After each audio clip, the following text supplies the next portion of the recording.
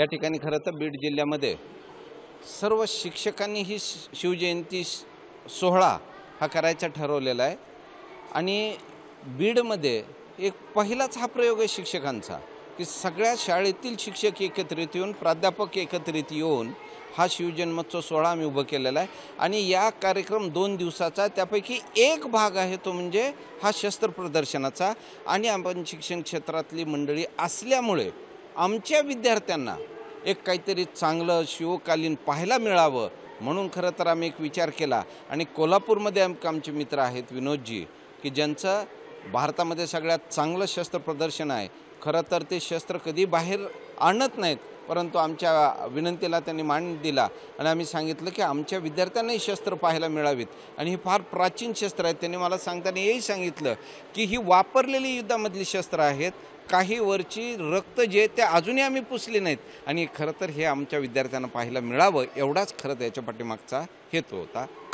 आम्ही इथं बीडवासियांच्या आग्रहाखातर बीडवासियांच्या अट्टहासाकरता आम्ही आमच्या खाजगी संग्रहालयातील काही निवडक शस्त्र आणलेले आहेत। महाराष्ट्रातील सगळ्यात मोठा खाजगी शस्त्र संग्रह असणारा कोल्हापूर मर्दानी खेळ तब्बल 2,500 पेक्षा जास्त शस्त्र आहेत संग्रहालयात।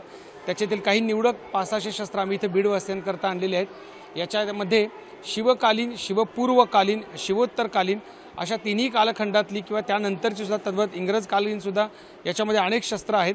खरं तर इतिहासाचा मराठ्यांचा जो इतिहास आहे तो वही पेनाने लिहिण्याचा नाही आहे, कारण मराठ्यांनी आपला इतिहास रक्तामासाने या सह्याद्रीत आणि या देशभर गाजवलेला आहे आणि तो इतिहास लोकांना खऱ्या अर्थानं समजणं आणि खरा इतिहास या नव्या पिढीला समजणं फार गरजेचं आहे। कारण आज सोशल मीडियाच्या माध्यमातून किंवा अन्य माध्यमातून मुलांच्यापर्यंत खोटा आणि भ्रामक असा इतिहास पोहोचवला जातोय। तो खराखोरा इतिहास विद्यार्थ्यांपर्यंत पोहोचणं आणि त्याच्यातून त्यांना प्रेरणा मिळणं नव्या पिढीसाठी फार गरजेचं आहे आणि खरंच याच्यामध्ये अनेक प्रकारचे शस्त्र आहेत, जसं की गुर्ज आहेत, भाले आहेत, तलवारी आहेत, विट्याची फळं आहेत, जांभी आहेत, खंजराली, ज्याच्यावरून अनेक इतिहासातले अनेक पानं घडलेले आहेत, इतिहासातले अनेक धडे घडलेले आहेत। असे बरीच शस्त्र आहेत। याच्यामध्ये ठासणीच्या बंदूक आहेत, इराणी अफगाणी तलवारी आहेत, तोफगोळे आहेत, बंदुका आहेत, बऱ्याच प्रकारची ते शस्त्र आहेत। जवळजवळ आम्ही इथं आणताना 100 प्रकारचे भाले आणलेले आहेत, जवळजवळ 40 प्रकारच्या तलवारी आहेत, कट्यारा आहेत, वेगवेगळी शस्त्र आम्ही आणण्याचा प्रयत्न केलेला आहे।